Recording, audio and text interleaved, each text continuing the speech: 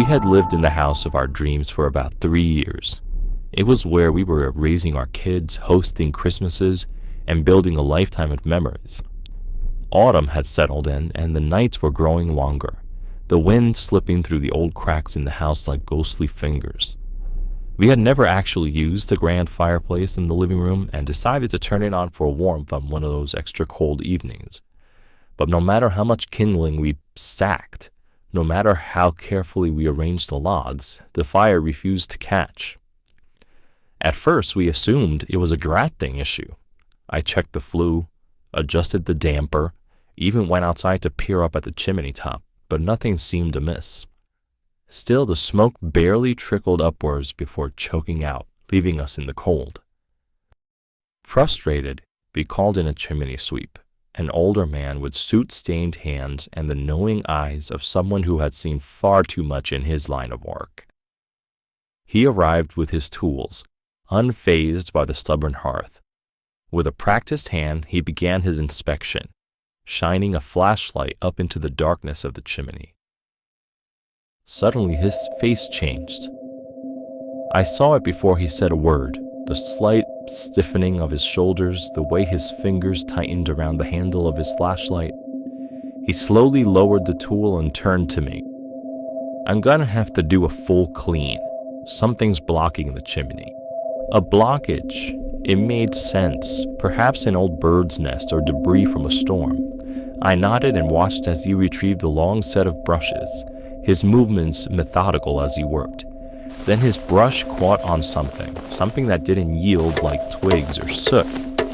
A piece of brittle fabric fell from above, then something heavier.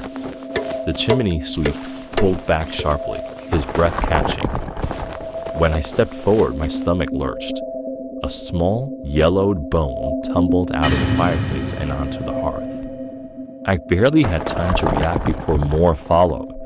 They landed in a soft clatter against the bricks, tangled in the remnants of what might have once been clothing. The realization settled into my chest like a stone. Bones. A body had been lodged in our chimney for who knew how long. The chimney sweep took a slow step back, brushing the soot from his hands with deliberate precision. "You need to call the police," he said, voice low and steady. "Now." The police arrived within the hour. They pulled the remains out, treating the chimney like a crime scene. A forensic analyst examined the bones, confirming what I already feared. "Whoever this was," he said, "they didn't die quickly." Susan covered her mouth, eyes wide with horror. "Any idea how long it's been there?" I asked, my voice hoarse. "Based on the condition of the bones, at least 40 years. A pit formed in my stomach. "We have lived in this house for 3 years. That means the body has been here while we sat and watched television in the living room, had dinners in the kitchen, and went through our daily lives." A week later, a detective knocked on my door. He had a folder under his arm and a grim expression. "We think we know who it is."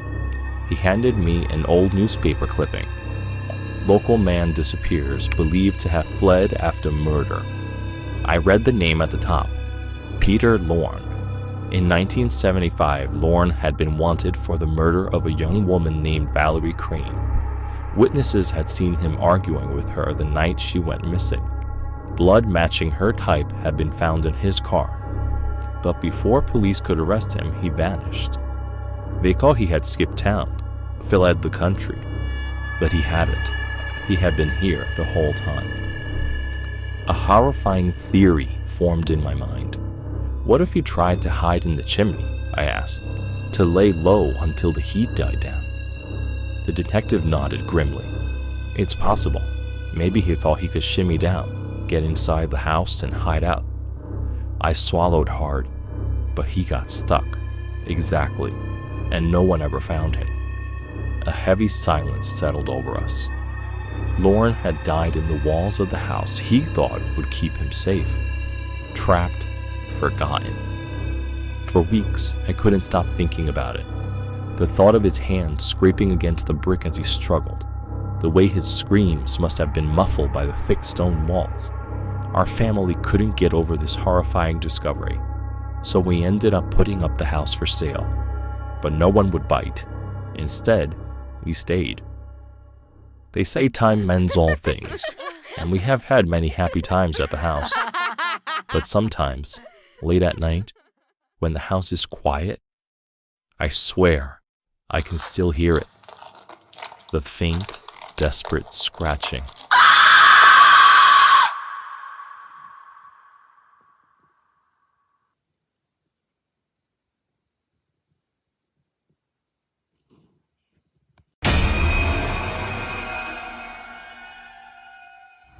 We had lived in our house for nearly 15 years. It was a quiet neighborhood, a nice place to raise a family, the kind of place where people left their doors unlocked and kids played in the yard until sunset. So when we decided to replace the old hardwood floors, the last thing we expected was to uncover something that would make us question everything about our home. The contractor found the envelope under the bedroom floorboards. "Looks like someone stashed this a long time ago," he said, handing it to me. The paper was brittle, yellowed with age, sealed shut with glue that had long since dried and flaked away. I peeled it open. Inside were dozens of Polaroid photos.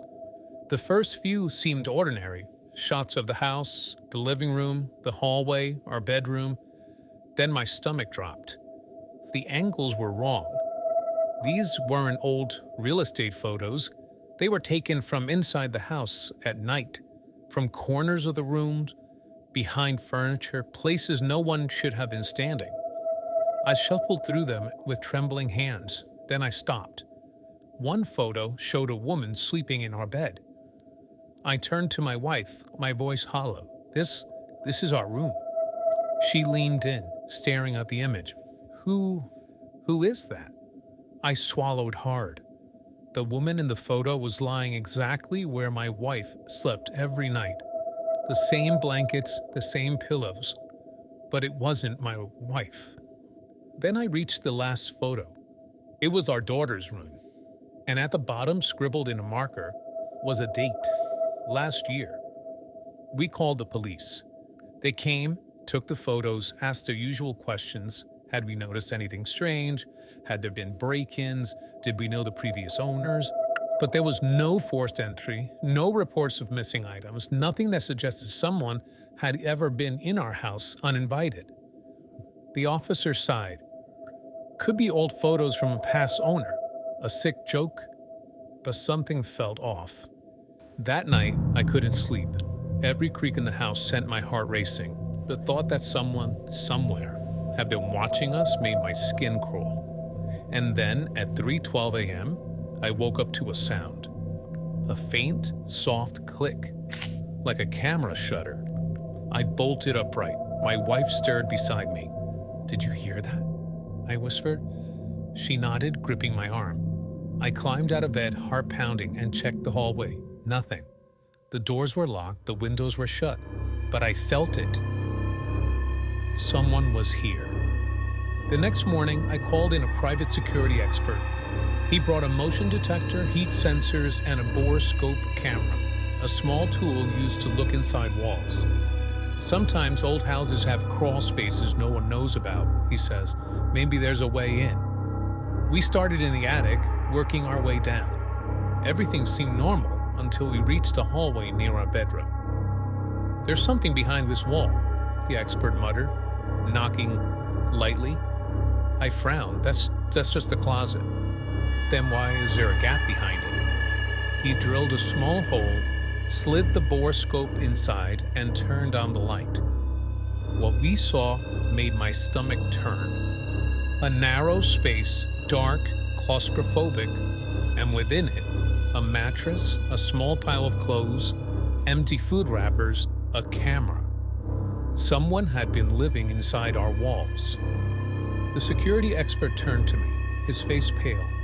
"Call the cops, now." I barely heard him as I yanked open the closet, shoving aside coats and boxes. Behind them, almost invisible, was a small makeshift doorway cut into the drywall. My hands were shaking as I reached for it. "Sir, wait!" But I didn't. I pushed it open. The stench hit me first: sweat, mildew, and something rancid. And then I saw the space. Barely big enough for a person to crawl through, but someone had been living here. A camera sat on the stack of old books, facing a peephole that looked directly into our bedroom. And on the floor, another envelope. I picked it up, my breath shallow, and pulled it out. A fresh stack of photos was in it. The first one was of me and my wife sleeping at night. The next, my daughter brushing her teeth. The last, a close-up of my face, taken from inches away. The marker at the bottom read, "I see you." The police arrived within minutes. They searched the walls, the attic, the crawl spaces. They found more tunnels, weaving through the house like veins. Someone had been moving through them for years. Then they found him, a man, emaciated, wild-eyed, hiding in a crawl space beneath the stairs. He had a knife tucked into his waistband. They dragged him out, and as they did, he turned his head toward me and grinned. "I was careful," he whispered. "So careful." He never explained how long he had been there, or how he had gotten in.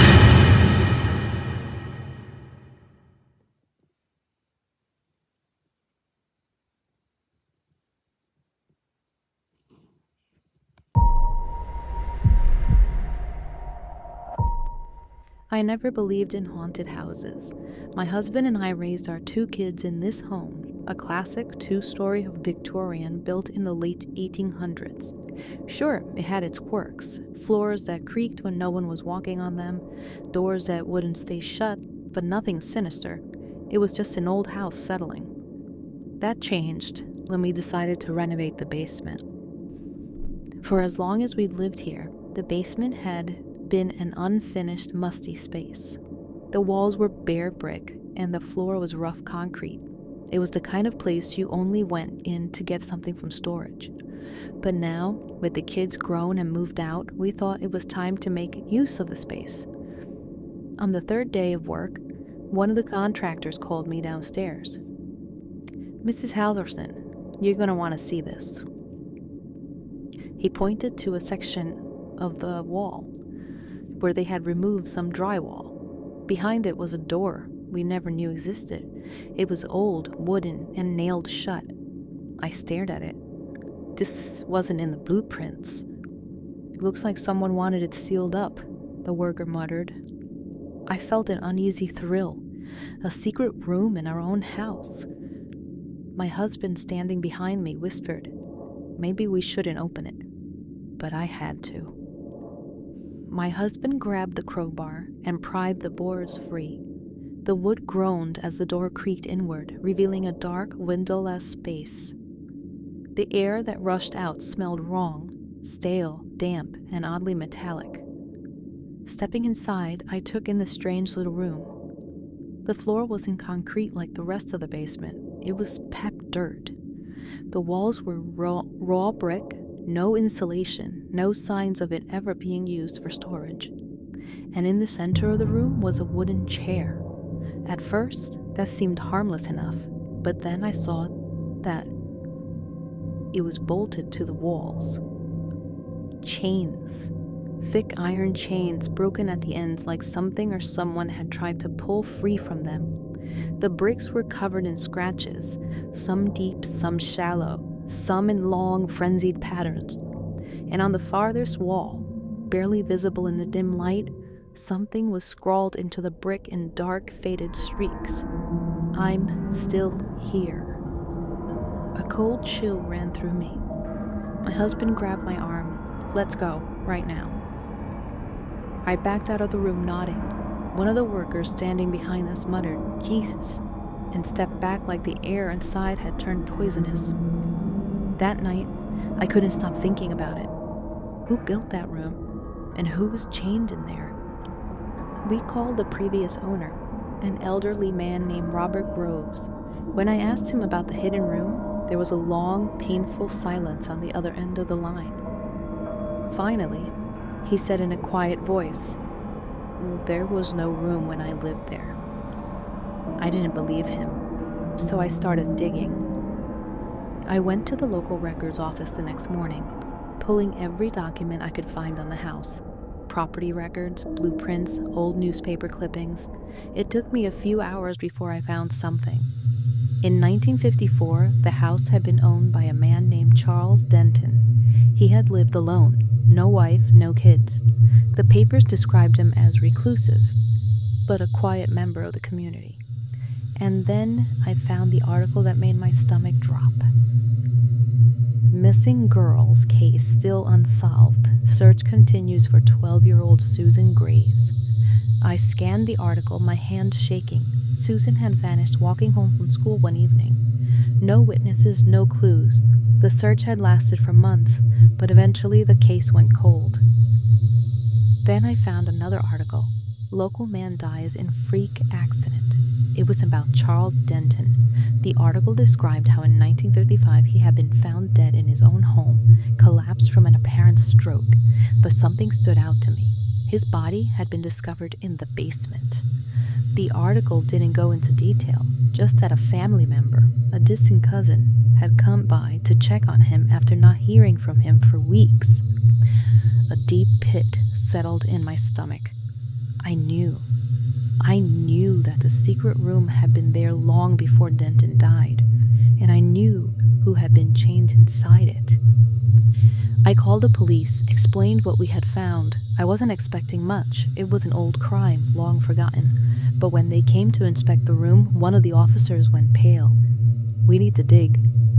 I stood back as they brought in a forensic team. They began carefully excavating the packed dirt floor, and then they found bones. Small ones, human remains. The next few weeks were a blur. The forensic tests confirmed the truth. The remains belonged to Susan Graves. She had been held there. For how long? They couldn't say. The scratches on the wall suggested years. The case reopened. The town buzzed with the horror of it all. The polite, quiet Charles Denton had been a monster, hiding in plain sight. The thought of what had happened in my basement made me sick. We sold the house. I couldn't stay there, not after what we had uncovered. But sometimes, even now, I wake up in the middle of the night thinking about those scratches on the walls, the desperate attempt to get out, the words scrawled in faded blood. I'm still here. Maybe it was Susan's final message. Or maybe Denton had left it there himself.